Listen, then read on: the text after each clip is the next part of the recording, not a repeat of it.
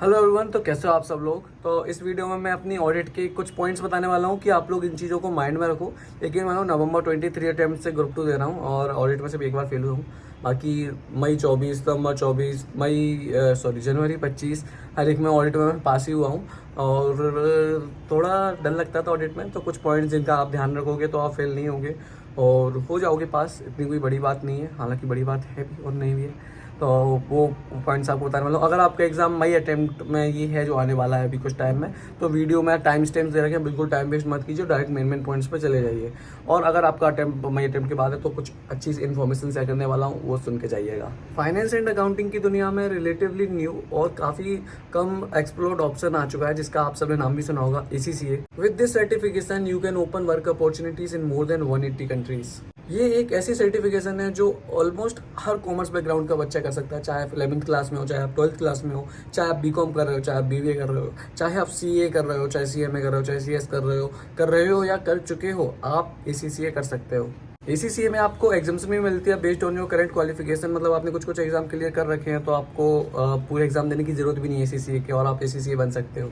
ACCA की coaching fees is on higher side, but PW ने launch कर दिया है ACCA बाय PW, जिसमें कंपेरेटिवली काफ़ी अफोर्डेबल प्राइसेस में वो ACCA के सारे बैचेस ऑफर करते हैं। Knowledge level, skill level and professional level, ये 3 लेवल क्लियर करके आप ACCA बन सकते हो। एंड PW आपको इन तीनों लेवल की कोचिंग प्रोवाइड करता है। अगर आप भी ACCA बाय PW के बैचेस के बारे में जानना चाहते हैं या ACCA एग्जाम के बारे में ज़्यादा जानना चाहते हैं, तो डिस्क्रिप्शन में मैंने लिंक दे रखी है, जिस लिंक से आप डायरेक्टली करियर एक्सपर्ट से कनेक्ट हो जाओगे, जो आपको गाइड कर देंगे अच्छे से।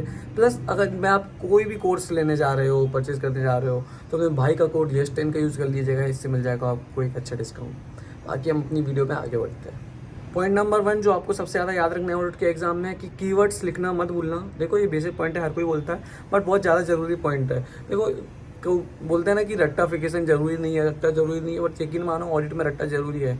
अगर कोई क्वेश्चन आया है और कुछ जो मॉड्यूल में आपके टीचर के मॉड्यूल्स में जो कुछ कीवर्ड्स दिए हुए हैं वो आपको लिखना पड़ेगा, क्योंकि जो चेक होती है ना कॉपी, तो एक आंसर शीट रखी होती है, उसमें कुछ वर्ड्स स्पेसिफाई होते हैं, और वो वर्ड्स अगर एग्जामिनर को सेम मिल रहे हैं तो वो उसको नंबर देने वाला है। और आपको पता है कि इस क्वेश्चन में ये वर्ड्स रेलेवेंट हैं, सबसे ज़्यादा कीवर्ड्स हैं, आप उनको अंडरलाइन करके भी आना।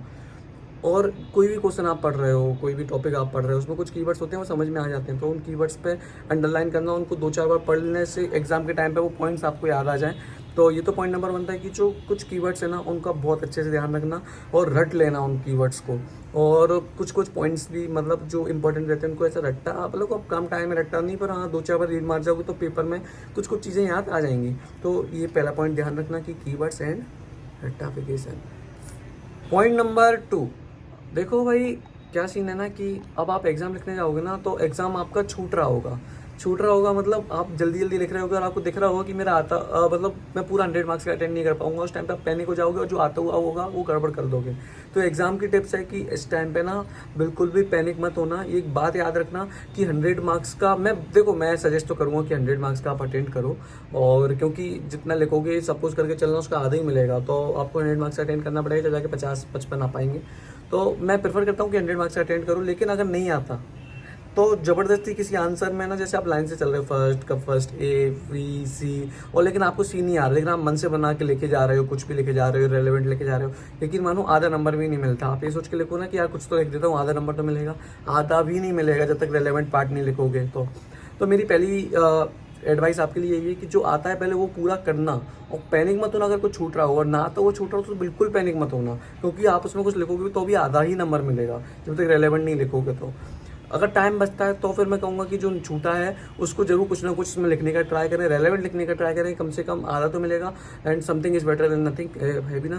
तो ऐसा पैनिक मत होना उस टाइम पे कि मेरा छूट रहा है और ये हो रहा है, तो नॉर्मल है। और बाकी यही है, अटेंड करने का पूरा ट्राई करना, लेकिन अगर अटेंड नहीं हो पा रहा है कोई बात नहीं, जो किया है वो बहुत अच्छे से करना। जहाँ आपको लगता है आपको कॉन्फिडेंस है वहाँ ज़्यादा से ज़्यादा नंबर ग्रैब करने की कोशिश करना। ये था पॉइंट नंबर 2। चलते हैं पॉइंट नंबर 3 पे। पॉइंट नंबर 3, टाइम अलॉट करना। किसी भी चीज़ करने का ना एक टाइम होता है, परफेक्ट टाइम कि किसी, जैसे आपको कोई क्वेश्चन आता है, क्वेश्चन नंबर 1 अच्छे से आता है, आप उसको इतना अच्छे से लिख रहे हो, इतना अच्छे से लिख रहे हो कि उसमें आप ये देख ही नहीं रहे हो कि टाइम कितना लग रहा है। हर चीज़ का एक टाइम देना। यकीन मानो मैंने ऐसा किया हुआ है, गलती करी हुई है, इस चक्कर में बता रहा हूँ। जो आता है ना अपन उसको बहुत अच्छे से लिखने आते हैं, लेकिन बहुत अच्छे से लिखना चाहिए, लेकिन ये भी देखो कितना टाइम दे रहे हो। उसके चक्कर में ऐसा ना हो कि कहीं आपको और आगे का आता हुआ छूट जाए, उसमें इतना लिखने की ज़रूरत भी नहीं थी।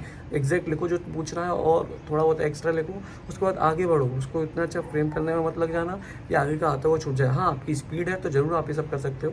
और MCQ बहुत इंपॉर्टेंट है, तो MCQ को भी टाइम देना है आपको, क्योंकि MCQ शॉर्ट नंबर देते हैं आपको। यकीन मानो पास होने के लिए सबसे बड़ा फैक्टर मेरे लिए जो आया था वो था MCQ। शायद 22 या 23 आए थे एंड FMSM में 29। तो स्कोर करने में वही मेन जो मेरे को लगा MCQ थे, ठीक है ना। तो MCQ को भी टाइम देना है, तो अपना थ्योरेटिकल पेपर को ज़्यादा अच्छे से प्रॉपर टाइम के साथ में करोगे, जब जाके MCQ को भी ठीक ठाक टाइम दे पाओगे। अगर वहाँ टाइम लगा गया तो ये समझ लो कि MCQ के लिए टाइम नहीं मिलेगा, और MCQ में ज़्यादा टाइम लग गया तो समझ लो पेपर के लिए ज़्यादा टाइम नहीं मिलेगा। तो अगर कोई क्वेश्चन में कुछ टाइम से ज़्यादा टाइम लग रहा है, आपको लग रहा है इसके चक्कर में मेरा आगे का छूटेगा, उसी वक्त उस क्वेश्चन को छोड़ के आगे बढ़ जाने का। तो पॉइंट नंबर 3, चलते हैं पॉइंट नंबर 4 पे। पॉइंट नंबर 4 कि नए टॉपिक्स को बिल्कुल भी हाथ मत लगाना। ऑडिट में कुछ चैप्टर है जैसे audit of financial statement, variation entity, पढ़ा है तो ठीक है, नहीं पढ़ा है तो कोई बात नहीं। अब इन सब बड़े बड़े चैप्टर है, बन से बना के भी थोड़ा बहुत लिख दोगे, आधा 1 नंबर मिल जाएगा। अगर पूरा पढ़ने जाओगे तो जो पढ़ चुके हो वो भूल जाओगे। इससे अच्छा अब इतना कम टाइम है, अगर जिसके पास ज़्यादा टाइम है वो कर सकता है, जो इसका टाइम सितंबर में, वो छोड़ना मत, बड़े इंपॉर्टेंट चैप्टर है। लेकिन अगर अभी आपने नहीं किया है और आप सोचो कि आखिरी मैराथन देख जाऊँ, ये कर जाऊँ, मत करो भाई।